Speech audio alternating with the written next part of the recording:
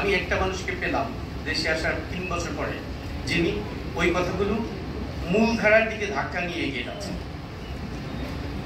এই জিনিসটা আমার কাছে মনে হয়েছে যে যেটা আসলে আমাকে খুব অনুপ্রাণিত করেছে। পরে অবশ্যই যখন জানলাম আমার সম্বন্ধে আরো বিস্তারিত, সেটা আর বলার রাখে না। আমি যেটা খালি শেষে একটা কিছু বলতে চাই। প্রফেসর আবু সাইদ স্যার কিছুদিন আগে একবার বলছিলেন, আবু সাইদ স্যার বলছিলেন যে আমাদের মুক্তিযুদ্ধটা আমাদের শেষ হতে আরো সময় লাগবে, চলবে।